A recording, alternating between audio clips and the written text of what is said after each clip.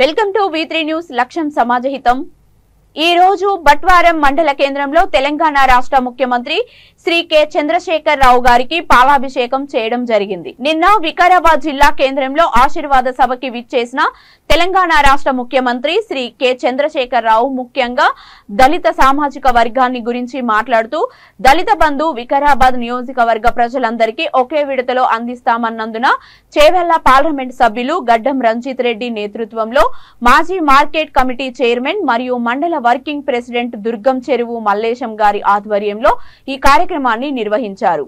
మరియు వికారాబాద్ నియోజకవర్గ ఎమ్మెల్యే అభ్యర్థి అయిన డాక్టర్ మెతుక ఆనంద్ గారిని భారీ మెజారిటీతో గెలిపించాలని అన్నారు।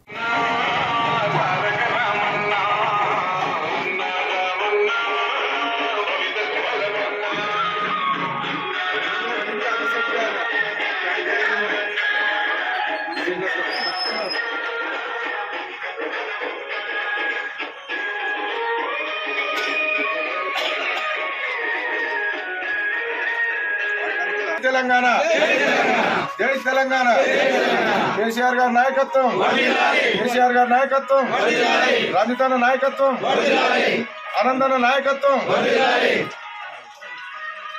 ఈరోజు నిన్న వికారాబాద్ లో జరిగిన సభలో గౌరవ ముఖ్యమంత్రి గారు దళితులకు ప్రతి ఒక్కరిని లక్షాధికారి చేయాలనే ఉద్దేశంతో ఇంతకుముందు మండలానికి 10-20 ఇచ్చి మండలానికి 30-40 లాస్ట్ ఒక 1100 దానికి ఇచ్చిండే।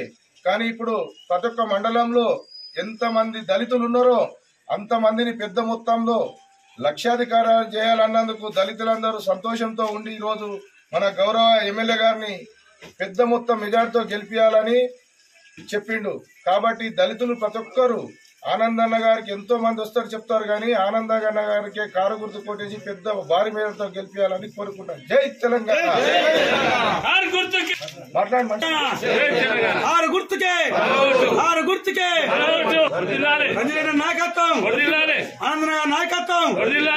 మరి ఈనాడు మరి నేటి సభలో మరి నిన్న జరిగిన సభలో మరి ముఖ్యమంత్రి గారు మన కేసీఆర్ ఈ వికారాబాద్ ప్రాంతం మరి వెనుకబడ్డ ప్రాంతం ఉన్నది, ఇక్కడ చాలా పేద ప్రజలు ఉన్నారు। ప్రతి ఒక్క కుటుంబానికి కూడా దళిత బంధు పెట్టి ప్రతి ఒక్కరు దళితులని వాళ్ళని ధన్యం చేస్తా అని చెప్పి మనకు మాటిచ్చాడు।